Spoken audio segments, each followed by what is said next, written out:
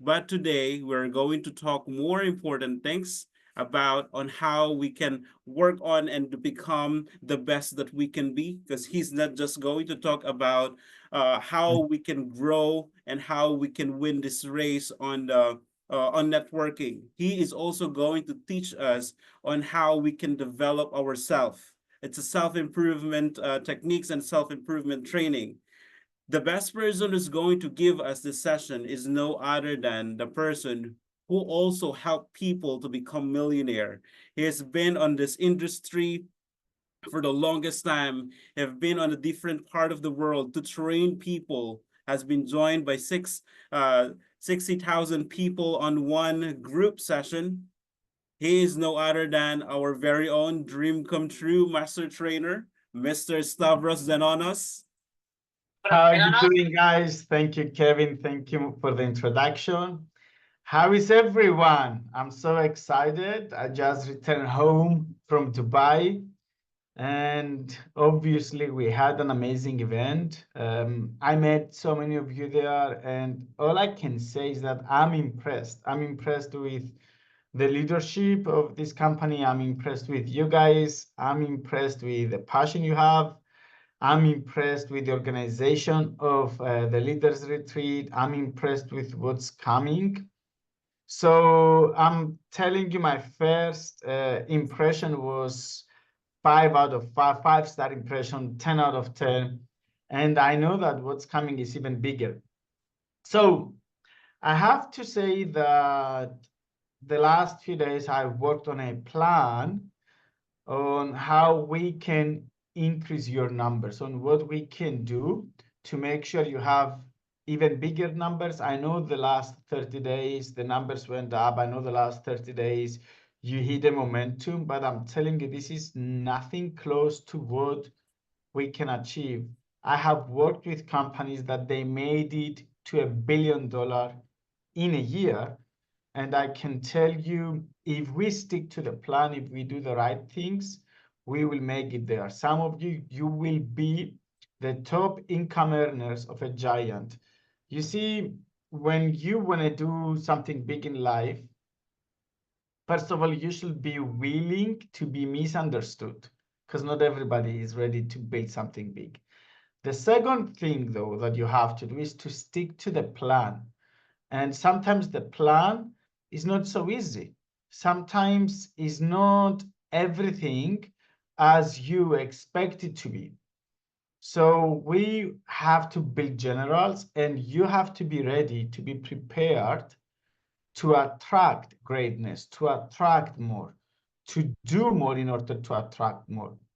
Today's call, it's going to be one of my favorite topics, which is closing. Everywhere I go in the world, if I ask them, what do you want me to teach you? Most of the people, the number one reaction is closing. Stavro, I want you to tell me about closing. I remember some of you in a previous call, you asked me for this. You said, hey, can you tell me a little bit more about closing? How do I close people? Can you teach my team on how do they close people? So here's what I'm going to tell you. We will start working on closing. It's not going to be one call. We will do approximately 4 calls in order to complete our closing coaching. Maybe we do a break between the third and the third call and talk a little bit about something else. But we need at least 4 calls. One of these calls, we're gonna work on money personality and on color personalities. So I'm going to give you a test later on, not from the first call, that you will need to take. It's going to be an online test. We will figure out what's your color. Then we will figure out how you approach people from other colors. And I know some of you right now, you are wondering, what do you mean by colors? Colors is a test that will show you what kind of personality you are. I'm also going to teach you the money personality. So you see, in life, we have different ways to communicate. Let me give you an example. There is a book somewhere behind me with the title Five Languages of Love. Five Languages of Love. And that book is describing how each person express love to each other. How do we human beings, we share or express love to each other? And I will give you an example so you understand sometimes what you want to give to someone is not exactly what that somebody receives. You may want to share love or express love to your significant other, but because she has a different language of love, she doesn't get it. And there is where we have a lot of conflicts, a lot of frustration, and most importantly, a lot of misunderstanding communication. For example, if my wife, I'm just giving an example, if my wife, she grew up in an environment where her father and her mother were always expressing love, not by giving time to her, but by giving gifts. Let's say your parents are successful in business, they focus on career more than they do on family, which I'm not saying this is the right thing to do, by the way. And they feel guilty because they cannot provide time to you or to their kids. And because they feel guilty, they buy everything for you. You know, let's say you are 10 years old and they have you the best iPhone, the best PlayStation with a VR headset, and they always give you any gift you want. They always buy everything you want. And they are making gifts, they are giving you gifts day after day after day. Subconsciously, you know that your parents love you. And because you know that your parents love you, you believe that the way they are expressing the way they are telling you I love you is by giving you gifts. If this is the way you grew up, then in your mind, subconsciously, you believe that the person that really loves you should do exactly what your parents did and buy you gifts, giving you gifts every single day. So if I will get married with you, and this is what you have in your mind, but let's say I grew up in an environment that my father and my mother, they never bought me gifts. They not never, but they usually don't buy me gifts, but they spend time with me. I know that the language of love, the way they express love is by giving me time. You know that the way they express love is by giving you gifts. So you expect gifts. I'm not giving you gifts, I'm giving you time. It's going to be a point, it's going to be a time that you will believe I don't really love you because I don't buy you gifts. Or somebody else grew up in an environment that, you know, father and mother, they were telling him, we love you. And this is how they were expressing love to him or to her. So if I don't tell you I love you, but this is how you know love is, and this is what you expect, if I don't tell you this, even though if I buy you gifts, but I never tell you I love you, there's a different language. There is a language barrier there, and you are not receiving what I want to give you. Same thing with money, same thing with personalities. We are different personalities, and sometimes what you want to say is not what the other person understands. What we will Înțelege. do through these coaching calls, Ce we vom will face work prin on your aceste sesiuni personalities, and de you know where coaching? you Vom lucra go. cu personalități. We are not going to go Queremos through trabajar en one eso, queremos path, entender but we are going to qué go through the forma de expresión. four Через 5 языков personalities of money, which I людей, call them но у sender, нас есть 4 saver, личности денег. spender, gambler, and warrior. Saver, spender, gambler, and warrior. We are going to go through those four personalities. And we are going to go also through the colors personalities, which is the red, green, yellow, blue. Red, green, yellow, blue. I'm not going to analyze these personalities on today's call. As I told you, we will need 4 calls.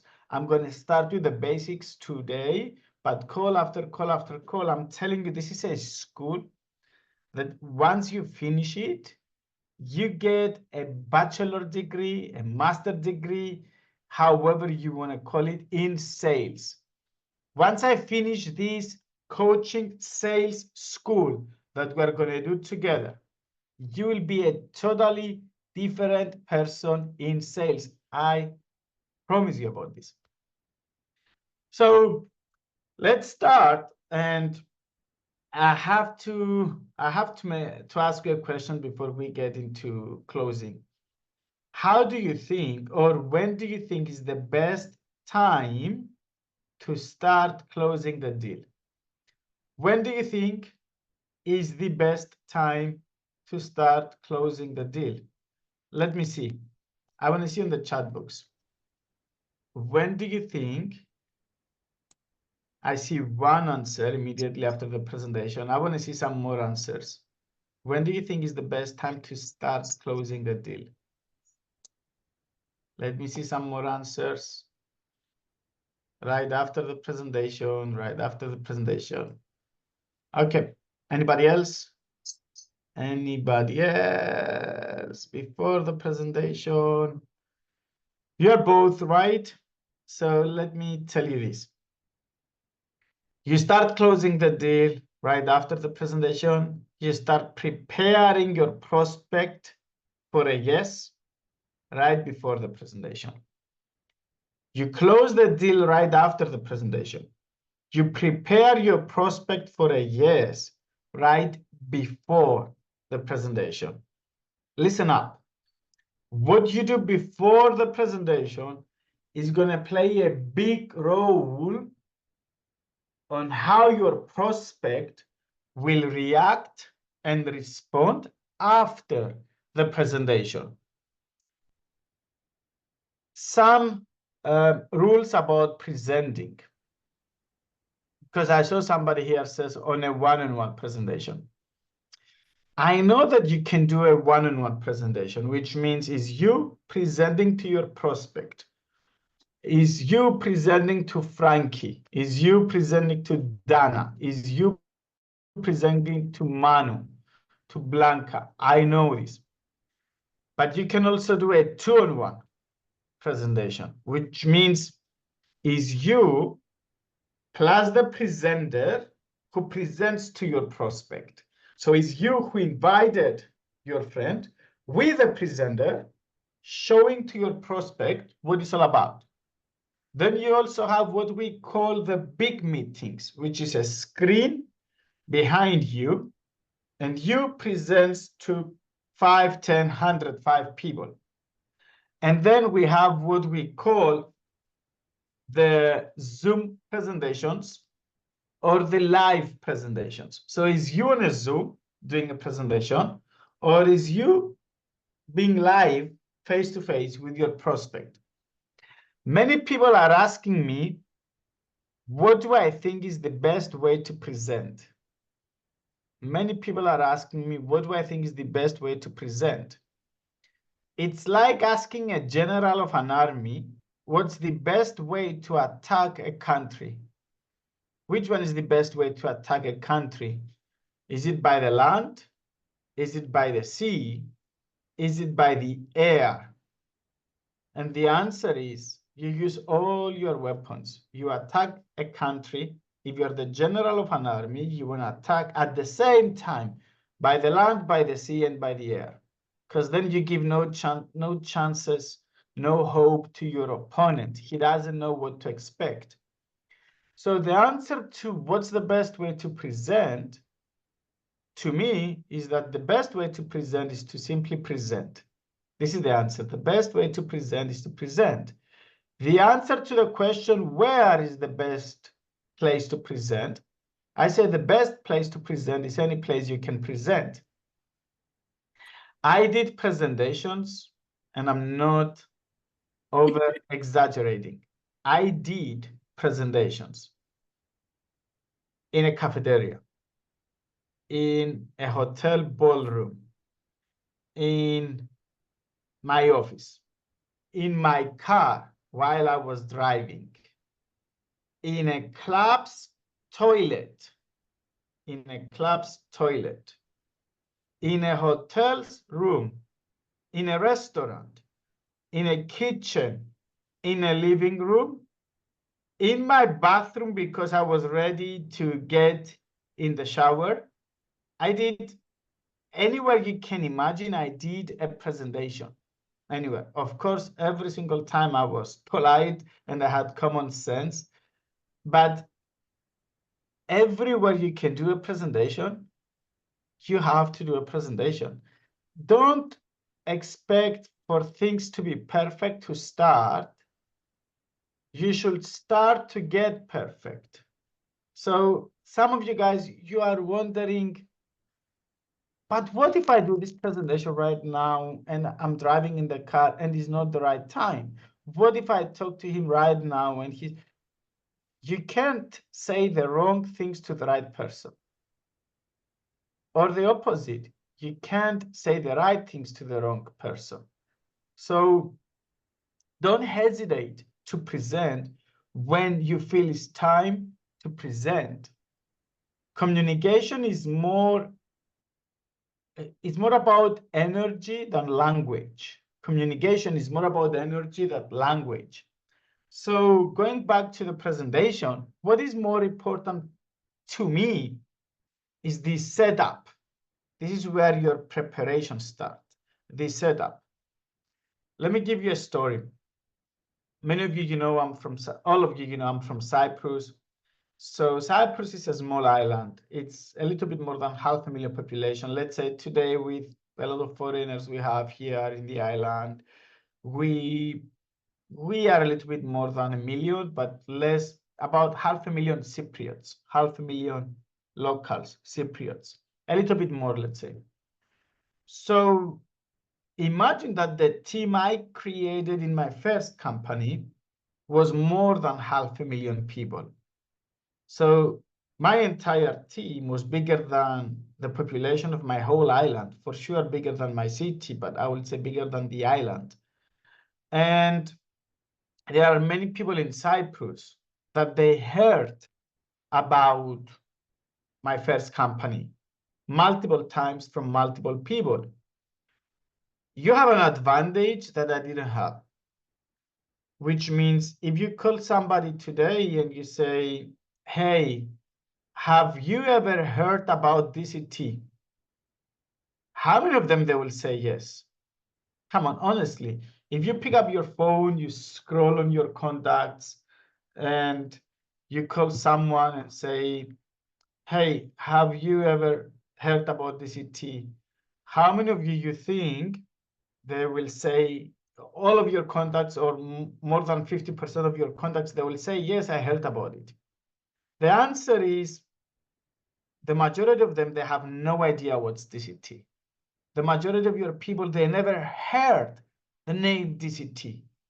So that's a big advantage for you that I didn't have because I'm from Cyprus and the first year in my island, they enrolled more than 10% of the entire island, not just me. I mean, the first year in Cyprus, the whole team, they enrolled more than 50,000 people.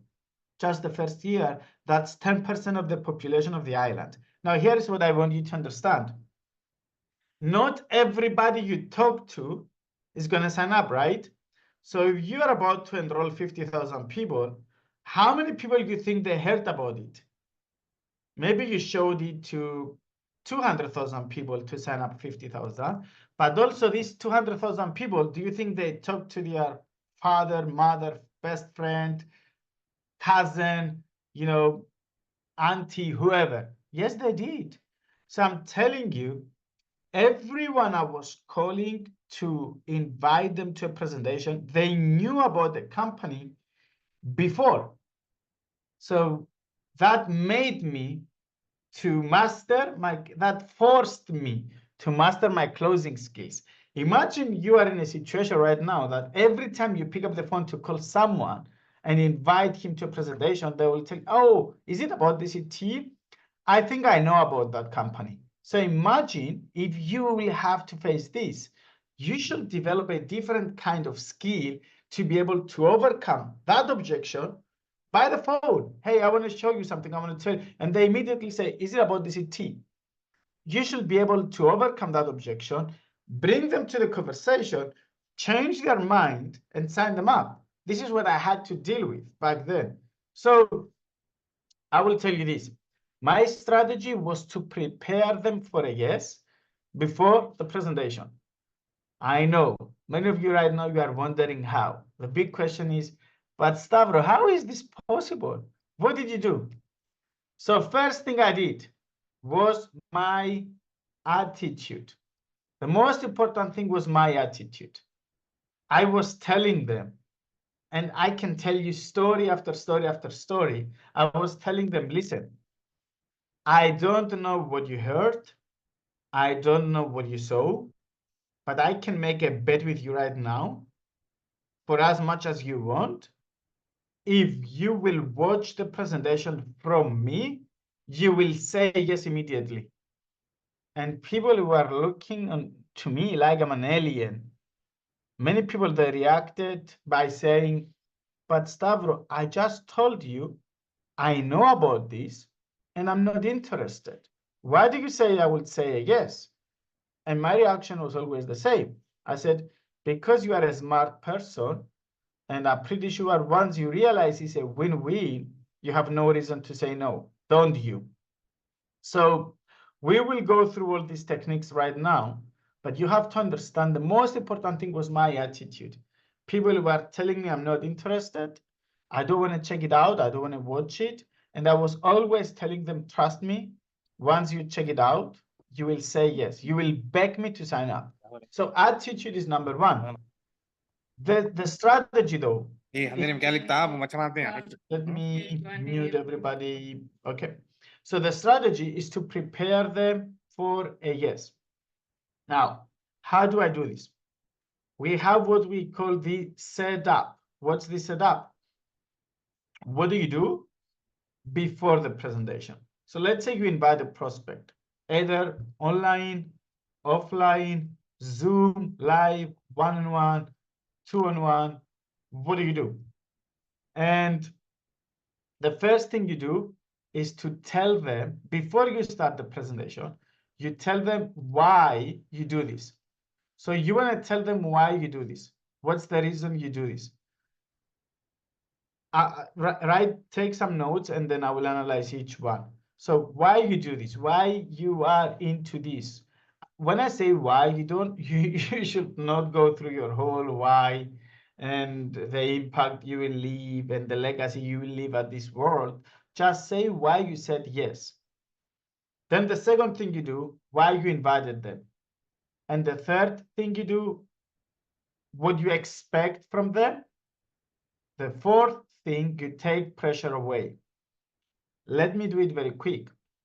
If I will present to my friend Nicoletta, I will say, Nicoletta, thank you for coming to this presentation. Thank you for joining the Zoom call. Thank you for doing this. Thank you for doing that. Thank you for being here. I have to tell you that I invited you to a business opportunity that I decided to start because, and I say why. Either it's because you had nothing to lose, either it's because I shared a little bit of this the last time on our previous call, but now I'm going to go deeper. I just want to make sure everybody who is here is aware about the setup, and then we will go to closing. So either because you started, just because you trusted your friend, either because you started because you realize you have nothing to lose, or because you didn't have to spend a fortune, or because whatever is the reason. You say, Nicoletta, I invited you to watch this. I have to tell you, I started because I had nothing to lose, because I trusted Maria, because I trusted Morales, because I trusted Alexandra, because my wife was too excited, because of this, because of that, whatever is the reason. Then why did you invite Nicoletta? Nicoletta, I invited you to this presentation because I know you need some more money, because I know you need some more freedom, because I know you are very smart, because I know you have a lot of friends, because I know you feel lonely right now and you need a community in your life, because I believe it's a great opportunity for you, whatever is the reason. So why I invited you? and why I did it. Why I did it first, why I invited you second. Then what I expect, Nicoletta, after you will watch this opportunity, I believe you will say yes immediately. This is what I expect. I believe you will love it. I believe you'll be excited. I believe you will create a statue with my name in front of your house. I believe you will say, this is the biggest gift I did to you. I believe you are not going to be able to sleep tonight because of excitement. Say something big, showing that you expect a positive answer. That's showing your attitude. That's proving to them your faith. But then take it away. So you remove pressure. After you say, I believe tonight, after you see what you're about to say, I believe tonight you will be so excited that you are not going to be able to sleep. Then immediately say, but listen, it's going to be your decision, no pressure. Either you are yes or no. We are friends. To me, it's absolutely okay. Or you can even say, hey, Daniel, I believe after you will see what I'm about to show you, you will say yes immediately. But after we finish, let me know if I'm right or wrong on what I believe. Either way, it's okay. Either way, it's okay. So you take pressure away. You show them that, either you do it or not, I'm doing it. This is what you want to show them. After you finish with that, you edify the presenter. You say, listen, we are going to have Miss Maribel, we're going to have Miss Maria, we're going to have Miss Angela. They will do the presentation. I'm telling you, if you cannot understand the presentation from Miss Maribel, if you cannot get it when Daniel is going to show it to you, if you cannot get it when Rodiga is going to show it to you, whoever is the presenter, if you cannot get it, I'm telling you right now, you will never going to get it. We are so lucky. We have one of the best presenters with us. The reason you do that is because you want them to pay attention to the presenter. Quick story. I'm not recommending you to do this, but this is what happened to me. There was a guy in Greece, my friend Marios, that we never missed one person with him. Never. I mean, I was always the presenter. He was bringing me people, and I never missed any single one prospect he brought me. He never did any presentation. I was presenting to him, but he was doing one thing very well. The edification was 10 out of 10.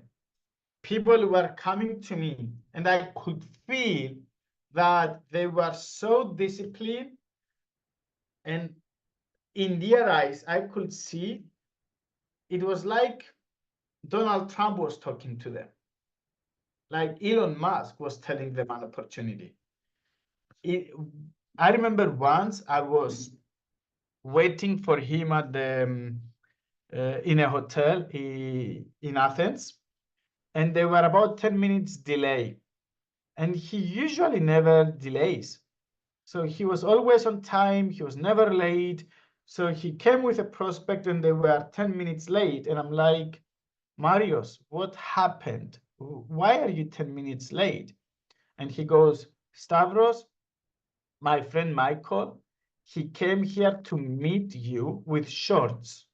And I told him, listen, I'm not taking you to see Mr. Stavros with shorts. You should go home, change clothes, and come back again. So I know I'm not recommending you to do this. I'm telling you, I did presentations everywhere under any circumstances, but Marius was so strict.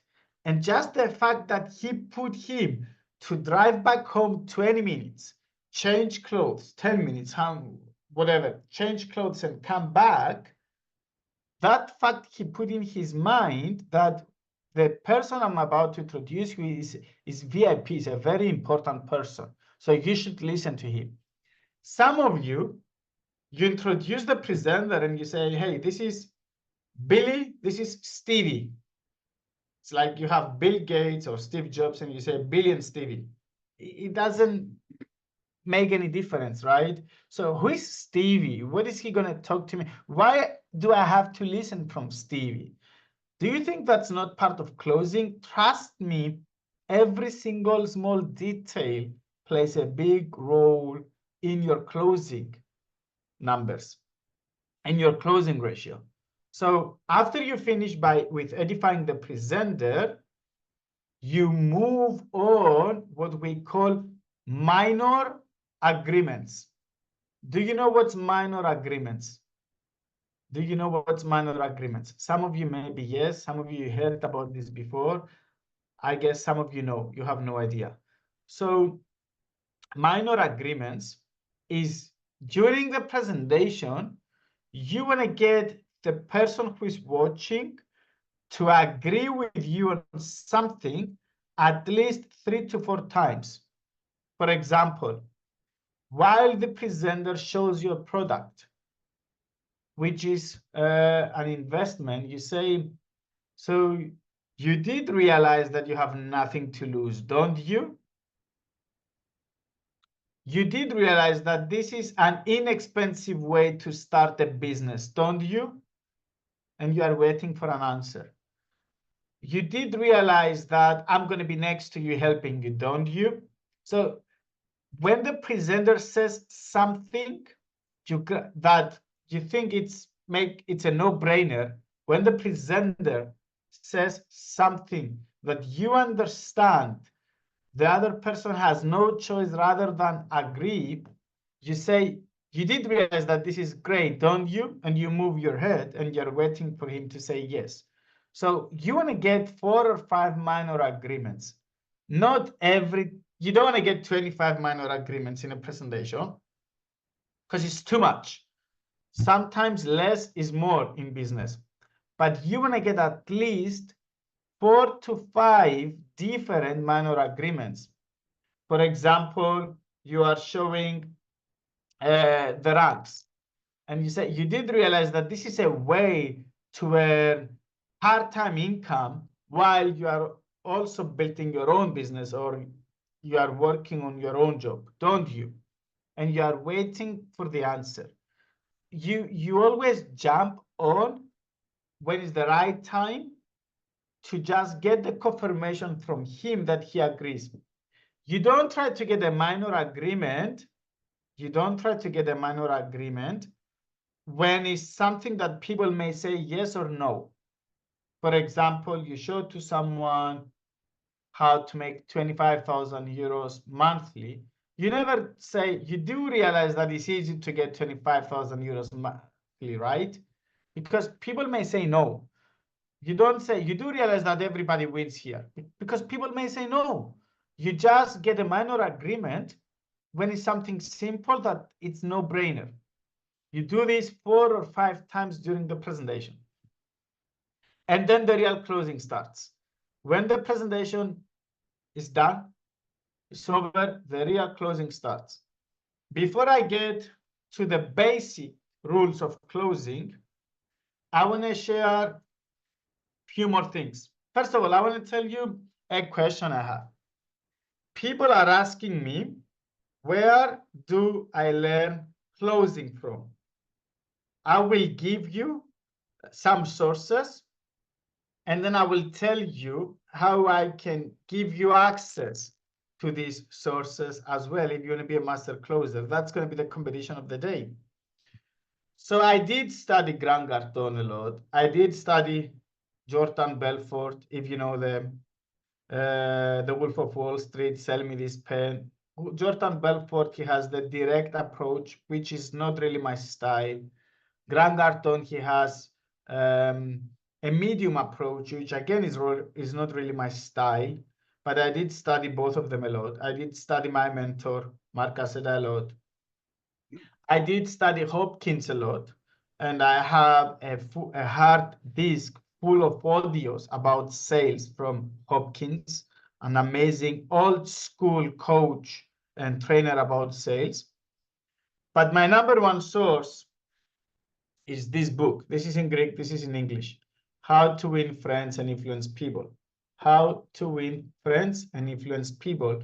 is my #1 source on closing. And if you open my book, you will see that I'm not reading books just to read books, but you will see in every page, I'm taking notes.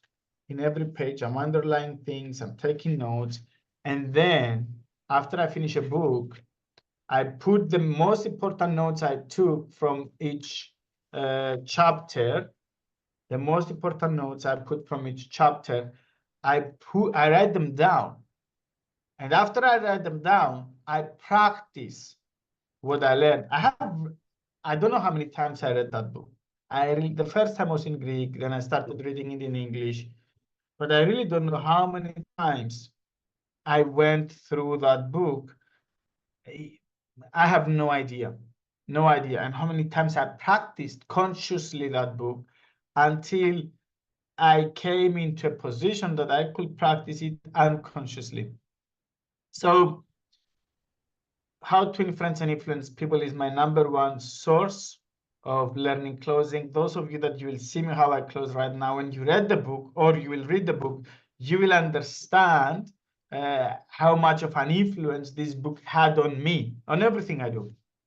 Now, if we go to my rules of closing, if we start working on the rules of closing, rule #1 is connect. I do real estate sales as well.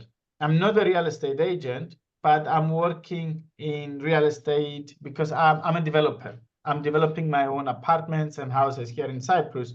And those of you that you were here on the previous call, I told you when I face a lot of real estate agents, I try to see what do they do, if they are good enough to sell my apartment. The problem with real estate is that they don't train people in real estate. I do have some real estate agencies as customers that I train them. Last training event I had in Malta, we had 400 real estate agents that I trained them on sales. But not every real estate company is investing money to train their people. What do? They hire agents. If they are not good enough, if they don't do sales, they fire them. They don't train them. So the problem with this is when I see real estate agents, I try to see what they do, and they try to sell location, they try to sell construction quality, they try to sell price.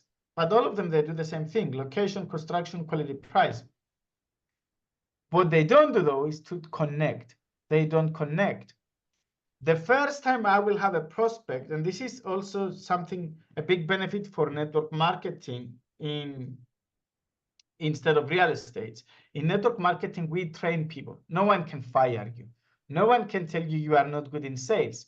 So we train people.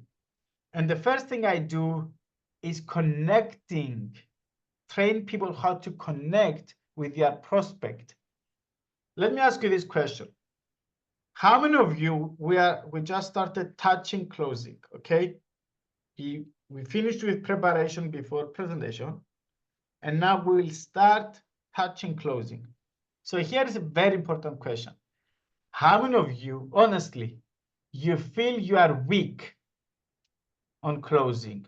You feel you are not good on closing? Let me see on the chat box. How many of you feel you are not good enough in sales? Write on the chat box. How many of you? Okay, Marcella. Let me see who else. Irina. Who else? Stefania, Diana, Elena, Sila, Alex. Okay. Here is what I can tell you. Closing is all about faith and knowledge. Faith and knowledge. Faith and knowledge. Faith in you. Faith in your product. Knowledge, skills. So today I'm going to give you the knowledge. If you have the faith, to convince me that you are not good at closing, you are the best closer I met. If you can convince me that you are not good at closing, I'm telling you, my friend, you are the best closer I met. because you can sell me your idea, you are not good at closing. Here's what you should understand. When you are selling a product, you are selling your opinion first and then the product. So if you can sell me your opinion, you are not good at closing, you can sell me any opinion, you can sell any product. You should believe in your product, you should believe in yourself, and then you sell your opinion. So you sell an opinion, not a product. And if people buy your opinion, they buy your product, they buy your services. How can I sell an opinion? If I want to sell an opinion, there is one thing I want to do, which is what? I want to touch their heart before I touch their mind. If you touch their mind, it means that you can touch the pocket as well, which is the money. If you touch the mind, you can touch the pocket, which is the money. If you touch the mind without touching the heart, this is what we call manipulation. If you manipulate somebody, you can only do it once. They will pay you once, they will never gonna pay you again. If you touch the heart, if you connect with them, that's how you touch the heart. Then you touch the mind and you can touch the pocket. And that they will have the willingness to do this again and again and again with you because they will trust you. So how do I touch the heart? I connect. When somebody, Mihai, Anna, Vlad, Veronica, when someone is going to be in front of me, whatever they say at the beginning, I want to connect. That's the first thing I want to do. So if Veronica is going to say after the presentation, Stavro, I don't have money. What do I do? How do I connect? I say, I understand. This is why I invited you. There is a technique to connect, which we say felt, feel, found, or even better, feel, felt, found. Feel, felt, found. Write it down. Feel, felt, found. Which means I know how you feel because I felt the same way, but here is what I found. I know how you feel right now. I connect because I felt the same way. So here is what I found. Now, when I say connect, you should understand something. Maybe what they say is totally wrong. If I argue with them, how do I connect? This book, I just told you I learned closing from this book. There is a chapter on this book that says the only way to win an argument, the only way to win an argument is not having the argument. Because if I win the argument, I have to prove them wrong. Let's say we have an argument. If you win the argument, I will lose the sale, right? If I win the argument, I have to prove you wrong, which still I'm going to lose the sale. How many people do you know that they love it when you prove them wrong? How many people do you know that when you prove them wrong, they love it? Let me give you an example, and then you will understand the technique about connection.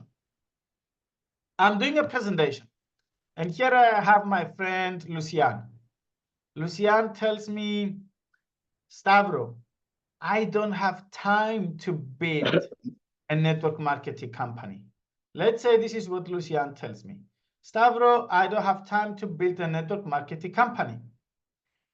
If I know, Lucian is my friend, if I know that he doesn't work, he doesn't have any job, he doesn't have family, he doesn't have kids, and he's a gamer, and he plays a lot of games every single day, that means his objection is a bullshit. Don't you agree? I mean, he doesn't have time, he doesn't have a work, he doesn't have family, he doesn't have kids. How the hell he doesn't have time? Now here is something you need to understand. If I say to Lucian, brother, are you kidding me? I don't believe you. You are bullshitting me. You don't have kids. You don't work anywhere. You are a lazy ass. All day long, you play games on PlayStation. All day long, you are killing your time and you don't do anything creative. So cut the bullshit and stop saying lies to me. Even if what I'm saying is absolutely right, what are the chances Lucian is going to say, bro, you are right. You are absolutely right. I'm a lazy ass. So sorry for what I said. Here is my credit card. Here is my crypto wallet. Sign me in. What are the chances Lucian is going to do this? Close your eyes. Close your eyes. Please close your eyes. Close your eyes. So the chances that you see when you close your eyes, that's the chances Lucian is going to say yes. Zero. Lucian is going to say no. The only way to win an argument is not having an argument. So if I argue with him, even if I'm right, I'm going to lose the game. You got to understand this. Let's say I'm trying to close Daniel. They say, Daniel, are you ready to sign up? Daniel goes, brother, I don't have the money. The time he says, I don't have the money, I know he's wearing a Rolex watch, which is 10,000 K, and he purchased an iPhone, which is 1,000 K. If I say, Daniel, you just spent 10,000 euros to buy a Rolex watch. That Rolex watch is very nice, but it's not going to change your life. You also spend 1,000 euros to buy an iPhone. And I know that until next week, you will spend another 500 euros minimum on restaurants. So don't tell me you don't have money. What are the chances Daniel is going to say, Stavro, you're right. I'm spending money on silly things. So here is my crypto wallet. Here's my credit card. Sign me in. There are no chances. This is going to be his response. So don't try to argue. Don't try to prove them wrong. Don't try to face them. Try to be next to them. Try to be their friend, their teammate. Try to agree. How? Somebody says, Stavro, I don't have time for this. I say, I know, I felt how you feel. Can I tell you what I found out? Stavro, I don't have money. I know, this is why I invited you. I felt exactly how you feel. Can I tell you what I found out? Stavro, I don't have friends. I know, this is why I invited you. Stavro, I have a lot of friends. I know, this is why I invited you. Stavro, I have a lot of time. I know, this is why I invited you. Stavro, but I'm already rich. I'm making millions every year. I know, this is why I invited you, my friend, because you are already rich and you are not going to have pressure. So whatever they say, this is exactly why I invited them. I never argue. Rule number one, the most important rule, I connect, I don't disconnect. I don't want to be smart, I want to act smart. I don't want to be right, I want to do what's right. You don't want to be right, you want to do what's right on closing. So connect, do not disconnect, do not argue, do not try to be smart, do not try to show how good you are. That's going to push them away. Try to connect. Rule number one, try to connect. Rule number two, lead with questions. Anthony Hopkins, he said, if I say it, I'm going to give you these audios. I'm going to give the audios to some of you as a gift, as a bonus, actually. But before I give you the audios, let me tell you something about Hopkins, one of the greatest sales coach in the world. He said, if I say it, they doubt it. If they say it, they buy it. Two examples. Let's say I want my kids to go to sleep right now or 9 o'clock. I say to my sons, hey guys, it's time to go to sleep. Go to your bed right now. Do you think, and those of you, your parents, you can understand me, do you think, are there any chances my sons will say, Dad, it's not time to go to sleep. We are not tired yet. We don't want to sleep. Do you think they may doubt it? If I say, guys, it's time to go to sleep, go to your beds now. Are there any chances the little kids, they will say, Dad, no, we are not tired. We don't want to sleep. Are there any chances? Absolutely, yes. They may doubt it. What if I ask them a question and I say, hey, guys, let me ask you this. When do you want to go to sleep? Do you want to go to sleep now or in 10 minutes? What do you think they will say? In 10 minutes. So I will say, okay, do whatever you want, go in 10 minutes. Now, this is not me telling them, it's them telling me. So that was an optional question. We will go through questions right now, but that was an optional, we call them optional questions.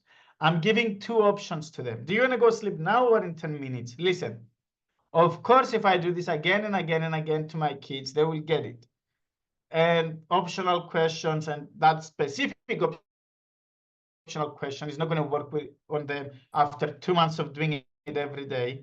So I need to be creative and come up with something else.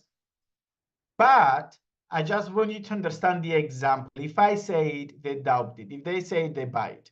I go into a restaurant, you know, it's too hot. I need the air conditioner. I can go to the owner and say, hey, sir, it's too hot, your restaurant. I cannot afford it. Please open the air conditioner. He may doubt it. He may say, no, this is the temperature of the restaurant. Either you like it or not. If I say, hey, sir, that's a great restaurant. I love your food. I love your chef. I love the service. That's my favorite restaurant in the world. But today I feel a little bit hot. Do you think it's anything we can do for this? Then he immediately says, what if I switch on the air conditioner? Then I say, oh, that's a great idea. Thank you. Now, it's not me telling him what to do. It's him telling me his solution. So lead with questions. If you play that game with questions, let me tell you this. In closing, whoever answers first lose. Whoever answers first lose. So you never answer. You ask back with question until they answer. I will give you the 4 different type of questions. Take please some notes. We will analyze them later on. You have what we call tie-down questions. Simple questions, tie-down. Do you love investing? Do you want to make more money? That's a tie-down question. Do you want to join me? That's a tie-down question. Simple questions. We call them tie-down. I'm writing also here on the chat group, tie-down. Tie-down question. Then we have what we call inverted tie-down. Inverted tie-down is when I start the question in a negative way. So instead of saying, do you want to make more money? I would say, don't you want to make more money? And I'm waiting for the answer.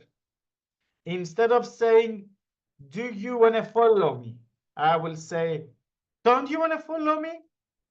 Instead of saying, do you trust me, my friend? I will say, my friend, don't you trust me? So this is a way to empower your question.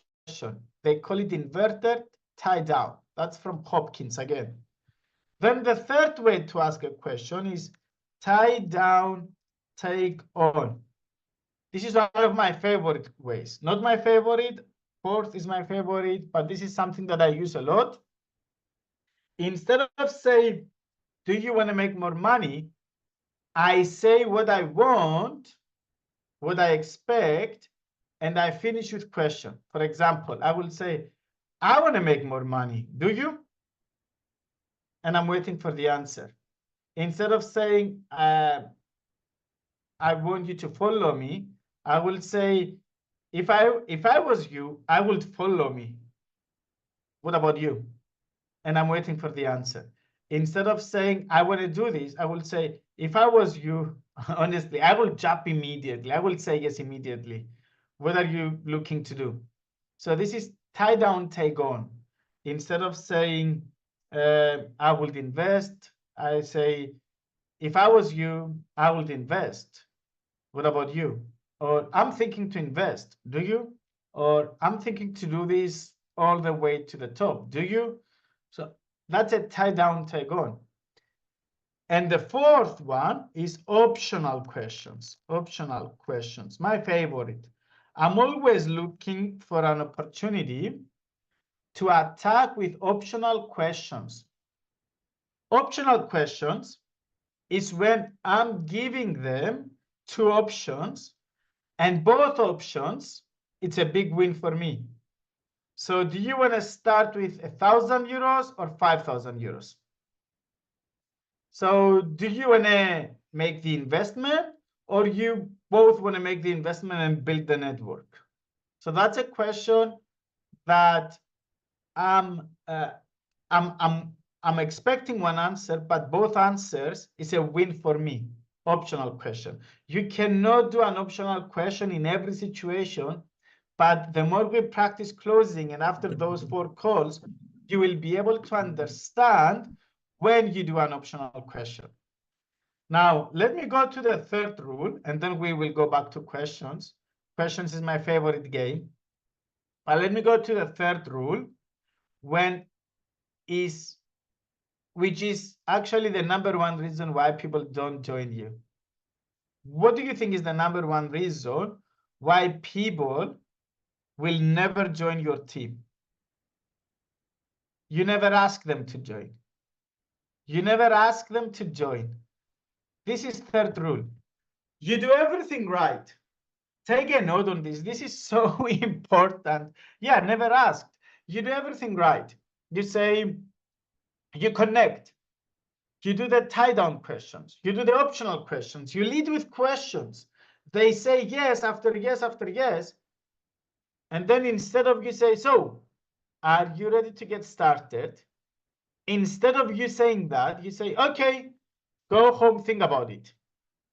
Or you say, okay, let's go out, smoke a cigarette. Or you say, so what happened to the game last night? Or how's your wife? Or what do you think? What do you think? I mean, it drives me crazy. What do you think? I mean, what do I think? I think the weather is great. I think Real Madrid will win the Champions League again. I think Dubai is a great destination. I can think about a million things right now.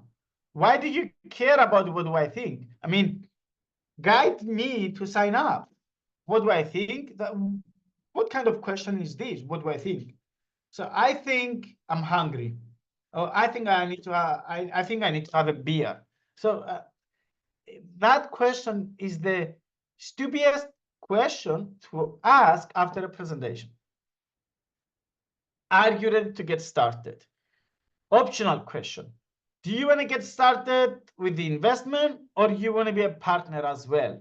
Do you want to get started with the beginners or advanced package? That's an optional question to ask.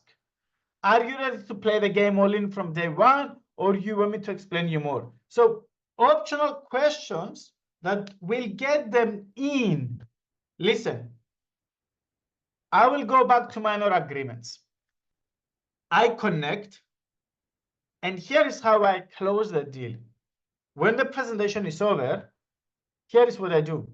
I say, from your body language, my friend, I realize that you are ready to get started, don't you? That's how I close the deal. I say, from your smile, from your eye contact during the presentation, from the way you answered my questions during the presentation, I feel that you are ready to get started, don't you? And then I'm waiting for the objections. But I don't create objections before they give me objections. I don't do that. So last rule is ask them to buy with a question, of course, but ask them to buy, give them a question that they say yes or even no. It doesn't matter. Some people will reject you. good point. People are asking me, Stavro, tell me how I close everyone. I say to these people, when you figure it out, let me know too. There is no way you close everyone. When you figure it out, let me know too. I'm having fun and I'm closing the right ones. I remember once I was doing a presentation and somebody told me, hey, Stavro, I'm going to sign up if you put 50% of the investment from your pocket. I told him, brother, I have a better proposition. I'm proposing you that I'm putting all the money. This is my proposal. I'm not going to put 50%. I'm going to put all the money. Not only I'm going to put all the money, but I will find people to sign up in your team. I will get people under your team. I will sign them up. Not only I'm going to sign them up, I'm going to work with them, and then I will make you a millionaire. So the person looked at me and he said, are you kidding me? I said, yes, but you started first. Yes, I'm kidding you, but you started first by asking me to put 50% of your investment. No, of course not. I don't need you. Bye-bye. Arrivederci. Good luck. I don't need you. I'm asking them to sign up, but I have that attitude that I'm going to finish it with or without you. Listen, those are the 3 rules. In the next 3 calls, I'm going to show you how you follow the 3 rules. I'm sure, Michelle, you love this one. So I'm going to show you how you follow these 3 rules. I'm going to show you more how you lead with questions. We're going to have a role play. So in one of the next 3 calls, some of you will give me objections and I will handle them, okay? By following the 3 rules. And I'm going to teach you on the personalities as well. So we have what we are going to call our VCT School of Sales. Here is the most important thing you need to do starting from today. You should put this into action. You should start putting this into action. The 3 rules I gave you today with the setup before the presentation and everything I gave you, I want you to put it into action. And it's going to be a reward. I will reward the ones that they will put it into action. Can you repeat the last? So I get from Louis, my friend, can you repeat the last answer? I didn't understand the translator. I think he said it the wrong way. Okay, what was, you mean the last answer to my story, right, Louis? So let me repeat the story very quick, and then I want to tell you one more thing that I'm going to teach next week.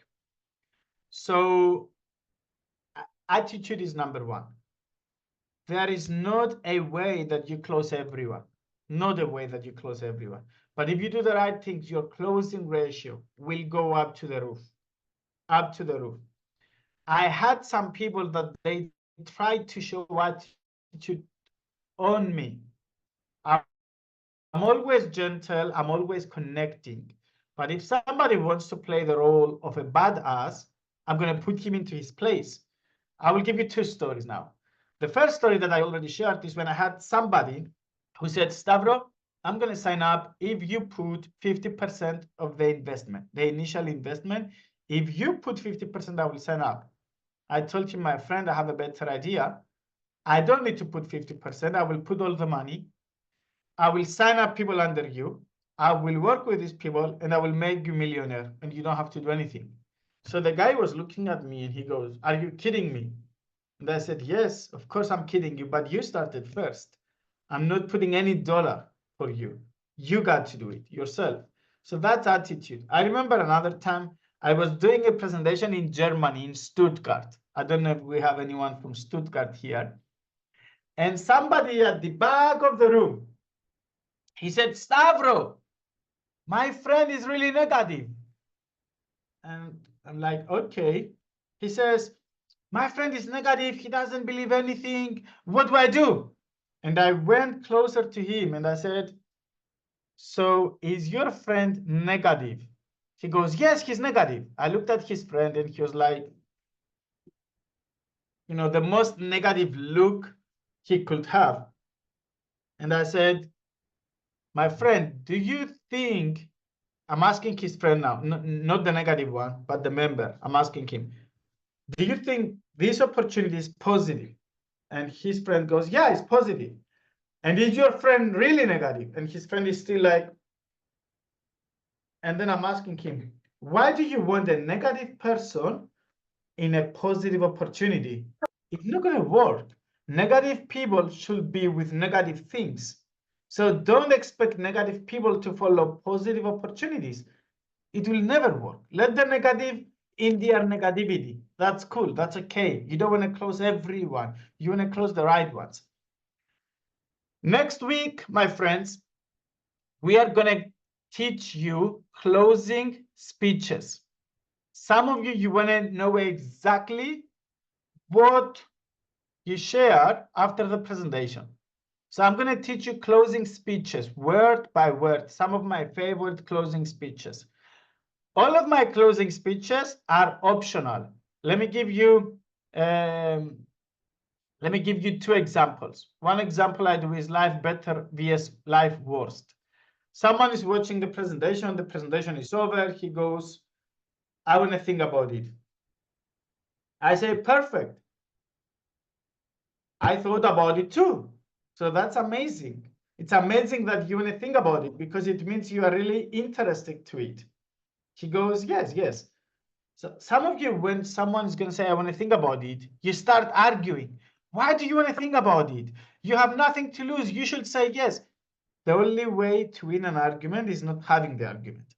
So he says, I want to think about it. I say, perfect. Can I ask you a question? He goes, yes. I said, let's say you say yes today and you fail and you don't do anything. Is this going to make your life worse from what it is today? How this can make your life worse? Let's say you say yes and you fail. Is this going to change your life and is going to make it worse? Is it going to take you to a bankruptcy? Is it going to take you out of your house? Is this going to make your life worse?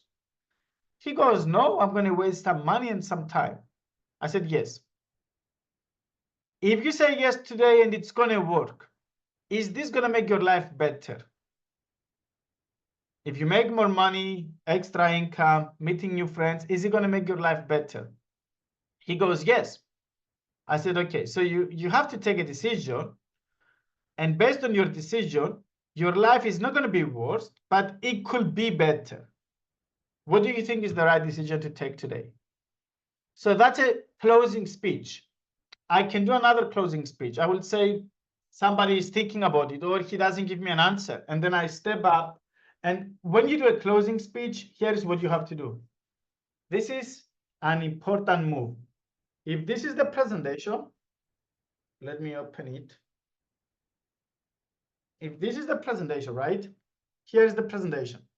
And I want to do a closing speech. I do this. Okay, enough with the presentation. Can I ask you something? If this is the presentation I'm showing on my phone, I do this. Okay, enough with the presentation. Can I ask you something? If he's on a Zoom call, I'm getting him out of the Zoom call in a private conversation. I say, enough with the presentation, forget about it. Can I ask you something? The reason I'm doing this technique is to take him away from I'm selling him something mindset. I want to get rid of I'm selling you something. So I say, okay, now for the presentation, can I ask you this? And I say, listen, years ago, I learned about the formula of disaster and the formula of success. Formula of disaster is when I know I can do it, I need to do it, I really want to do it, I have nothing to lose by doing it, and I don't do it. There are many people, my friend, they follow the formula of disaster, right? I want to do it. I want to make more money. I want to travel more. I want to have more fun. I need to do it. I need to make more money, actually. I need to have more fun. I need to meet more people. I need to change my life. So I need to do it. I can do it. I know it's not so difficult. He's doing it. She's doing it. So I can do it too. But I don't do it for whatever reason that no one can explain because I'm afraid, because of it's a challenge, and I don't do it. Listen, this is what we call the formula of disaster. Let me tell you the formula of success. Formula of success is I need to do it, I want to do it, I can do it, and I do it. This is the formula of success. After everything I showed you today, what are you thinking to do? Which formula do you think it will be more useful to you? Success or disaster? So that's another closing speech. I have 10 to 11 closing speeches. I will tell you next week. We will start with this. Let me give you another one. Some people, they say, oh, I know some of these deals. I have so many friends that they fail. So many friends, they tried and they failed. I say, yeah, amazing. I have so many friends that failed too. I have friends that they made it happen and they are making money. And I have friends that they failed too. You see, the world is full of winners and losers. Can I ask you this? Where do you think you belong? Are you a winner or a loser? So that's another optional question, closing speech. Because if they say I'm a loser, and most of them, they are not going to say this, I say, okay, don't do this, please, don't do it. But if they say I'm a winner, then I lead them and I close them. Another closing speech is when I say to people, listen, after the presentation, some people are looking for reasons why not to do it. Some others are looking for reasons to do it. Which one are you looking for? If very few people, they will say, I'm looking to find why not. Most of the people, they will say, I'm looking to find why yes. Once they say, I'm looking to find why yes, it's my opportunity to close them. So we will go through this next week. We have a lot to do on those closing sessions, on that closing school we started today. But here is what I need you to do right now. Start practicing the 3 rules, basics. 3 rules only, practicing the 3 rules. And here is what else I want you to do. By next Tuesday, Mr. Kevin, my brother, Mr. Kevin, who I believe he's here, is going to give us a scoreboard. Who is the one who closed most people? Every 2 to 3 days from now until next Tuesday, Mr. Kevin will give to all the master distributors the current results. So let's say my brother Luis started today and he enrolled 3. Then Sorin will make 4. So every 2 to 3 days, Kevin will provide all the master distributors with the current results. And by next Tuesday, we will see who is the top one. The top one is going to have a one-on-one coaching with me. Plus, I'm going to give him all the audios I have from Hopkins. So I will give him a hard disk with tens of closing audios I have and I learned from Hopkins. Let me tell you, I was sleeping with these audios more often than I used to sleep with my wife a decade ago. Every night I had these audios in my ears. I was learning again and again and again and again. So I'm telling you, those audios turned me to a beast when it comes on closing. And I'm going to give them to the one who is going to win the competition, plus a one-on-one coaching. So I'm looking forward to see who's going to be the winner. We will announce results. Today is Tuesday. Latest by Friday, you will have the first results. Who is leading the way? So thank you, guys. Appreciate you to be on this call. Can't wait to see who's going to be the winner. And can't wait to see you next Tuesday on our number 2 session on closing. Have a great day. Perfect. Thank you so much, Mr. Stavros. Wow, that is a very amazing training sessions that we have done there. Like what, Mr. Stavros? You need to practice the 3 rules. What are those 3 rules? That is to connect, to lead with questions, and ask them to buy. Close it properly. You know what? What I have learned today, it's all about the right way to ask questions. If you ask the right question, it will lead you to a yes. Okay, guys, thank you so much. And I'll be seeing you in November, and I'll be seeing you again on the next Tuesday for our next mastery call. You have a good day.